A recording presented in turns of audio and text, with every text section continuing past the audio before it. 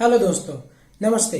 मैं स्वागत करता हूं आपका मेरे इस इमोशनल इंटेलिजेंस डेवलपमेंट की जो वीडियो सीरीज में है, इसमें मैं आपका स्वागत करता हूं। दोस्तों, इस वीडियो में हम लोग किसी खास चीज के बारे में बात करने वाले हैं, लेकिन उससे पहले मैं एक सवाल आपसे पूछना चाहता हूं और मुझे लगता है कि आपका जवाब हाँ ऐसे ही होगा। अगर आप मेरा ये वीडियो देख रहे हैं तो मैं श्योर हूँ कि आपने मेरे जैसे ही और भी बाकी सारे जो ट्रेनर्स हैं, जो कि मोटिवेशनल ट्रेनर्स हैं, ऐसे बहुत सारे ट्रेनर्स के वीडियो आपने देखे होंगे। तो क्या आपने वहाँ पे किसी ट्रेनर से विजुअलाइजेशन का एक्सरसाइज उनसे सीखा है? विजुअलाइजेशन का एक्सरसाइज जो है वो काफ़ी इम्पॉर्टेंट है आपकी फियर को क्योर करने के लिए, आपकी कॉन्फिडेंस को बढ़ाने के लिए। और एक बहुत ही कॉमन एग्जाम्पल इसमें दिया जाता है, या तो बहुत ही कॉमन एक्सरसाइज ये होती है विजुअलाइजेशन में कि आप इमेजिन कीजिए कि आपके हाथ में एक नींबू है, आपने नींबू को काटा और आपने नींबू को चखा, तो क्या आप उसको महसूस कर सकते हैं? ऐसे एक एक्सरसाइज होता है और मुझे लगता है कि आप में से बहुत सारे लोगों को वो एक्सरसाइज आपने किया होगा। और दोस्तों, एक बात मैं ये बताना चाहता हूँ, ये एक्सरसाइज जो है वो बहुत ही इफेक्टिव है, ना सिर्फ नींबू को टेस्ट करने वाला बल्कि विजुअलाइजेशन का। क्योंकि अगर बात करें इस नींबू को टेस्ट करने वाले विजुअलाइजेशन की, तो देखा गया है जब हम एक्चुअल में नींबू टेस्ट करते हैं तो हमारे ब्रेन का जो एरिया एक्टिव होता है, जहाँ से हमको पता चलता है कि हाँ ये नींबू है, इसका स्वाद ऐसा है।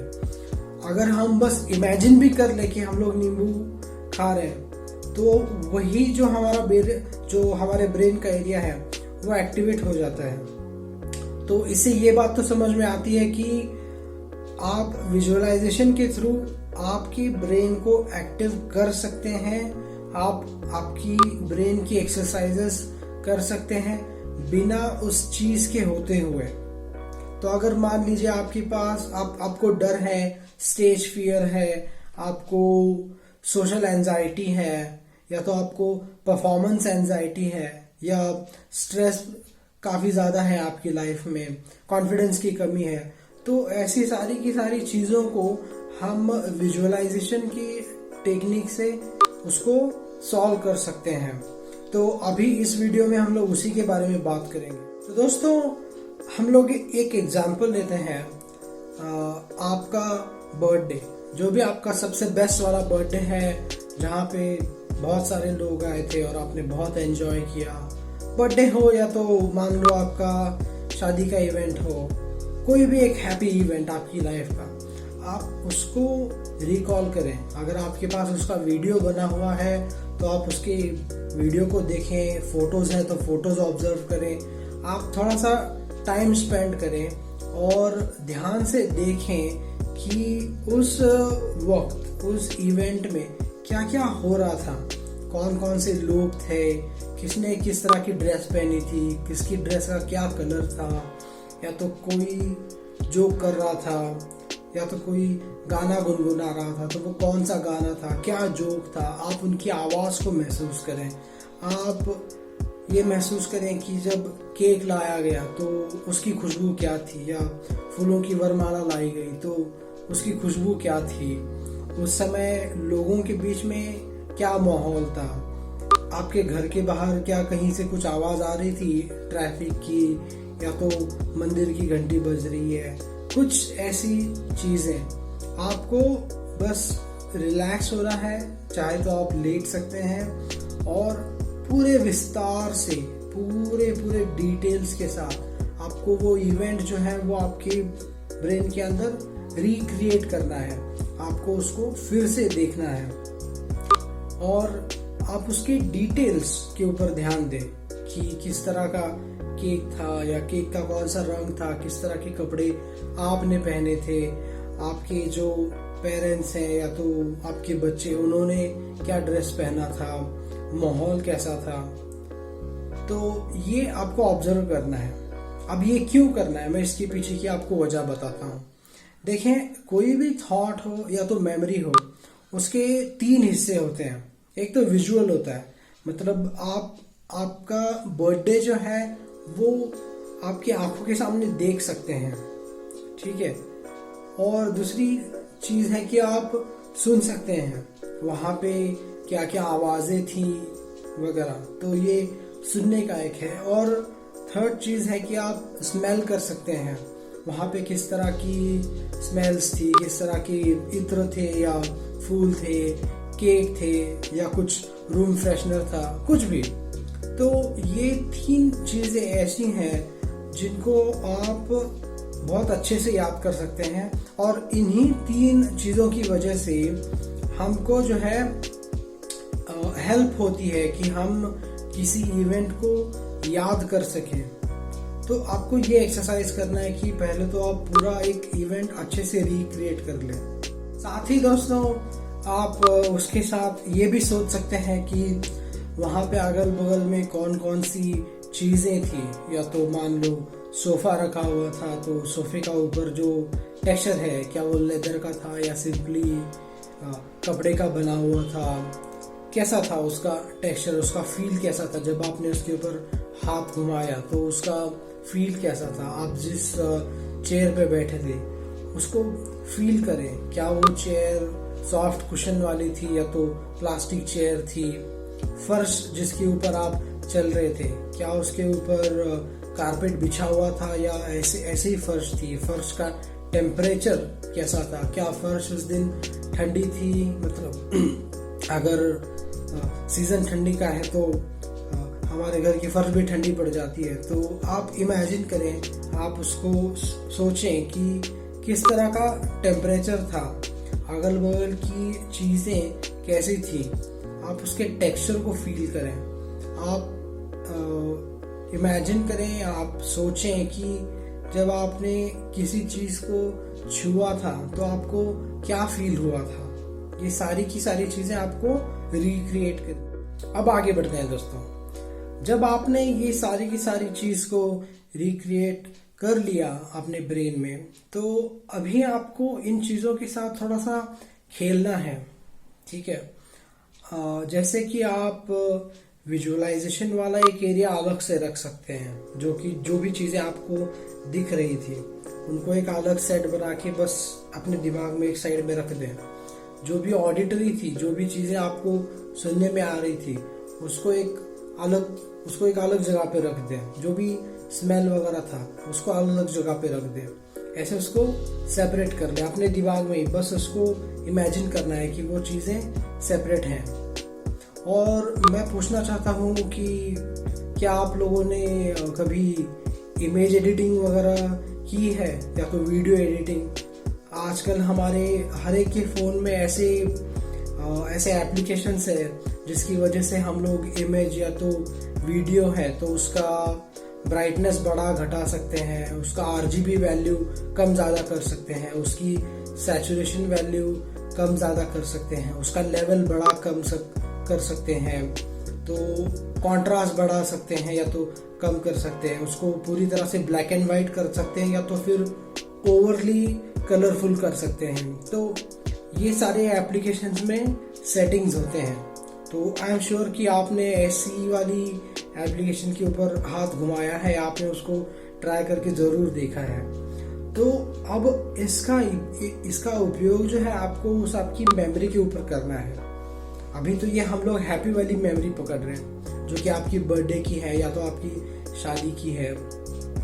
हमको जो चीज़ें याद आती हैं वो मोस्टली इमेज के तौर पे याद आती हैं। मोस्टली एक तरह से हम लोगों को फ्लैश आता है कि हाँ मेरी शादी में ये आया था या तो मेरी बर्थडे पे ये आदमी आया था, है ना। तो हम लोगों को वीडियो की तरह या तो मूवी की तरह ज़्यादा नहीं हम लोग सोच पाते हैं, हम लोग इमेज के तौर पे सोच सकते हैं। तो आप बहुत ही ऐसे डिसाइसिव या तो जो इम्पोर्टेंट इमेजेस हैं उस इवेंट के, उसको पकड़ें और उसके साथ खेलें। मतलब एक इमेज आपने आपके दिमाग में रख ली कि मेरी मौसी आई थी और मेरी मौसी का छोटा बच्चा भी आया था और छोटे बच्चे ने कोशिश करी थी कि वो केक को टच करे। तो एक इमेज ऐसे बना ले कि आपकी मौसी रोक रही है और वो बच्चा उसका हाथ आगे बढ़ा हुआ है केक की तरफ। तो इस तरह से एक इमेज आप आपके दिमाग में बनाएं और अभी इसकी RGB वैल्यू के साथ खेलें। मान लीजिए कि आपका दिमाग ही एक एप्लीकेशन है और ये इमेज के साथ आपको खेलना है। आपको इसकी सैचुरेशन के साथ खेलें, जो भी इसकी प्रॉपर्टीज है, RGB वैल्यू कम करें ज़्यादा करें, और आप इसका साइज छोटा कर सकते हैं या तो इसको बहुत बड़ा कर सकते हैं। आपको बस आपकी आंखों में, मतलब आपकी जो मस्तिष्क की जो आंख है आपके दिमाग में, इन सारी चीज़ों को इमेजिन करना है कि ये इमेज ब्लैक एंड वाइट हो गई, या तो इसको काफ़ी ज़्यादा कलरफुल कर दिया, इसका सैचुरेशन काफ़ी ज़्यादा बढ़ा दिया, कॉन्ट्रास्ट बढ़ा घटा दिया। तो इस तरह से आप उस इमेज के साथ खेलें, उसको छोटा करें बड़ा करें। आपको पता चलेगा कि इस तरह से आप उस मोमेंट को या उस घटना को कंट्रोल कर सकते हैं। अगर आप इस तरह से उस मोमेंट को, उस मेमोरी को कैच करके अगर उसके साथ खेल सकते हैं, अगर आप आपके दिमाग से, आपके चाह से, जैसा आप चाहते हैं उस तरह से आप उसकी वैल्यूज चेंज कर सकते हैं, उसका साइज छोटा बड़ा कर सकते हैं, तो आप उस मेमोरी के ऊपर बहुत ज़्यादा कंट्रोल पाते हैं। और ठीक यही बात है ऑडिटरी के बारे में।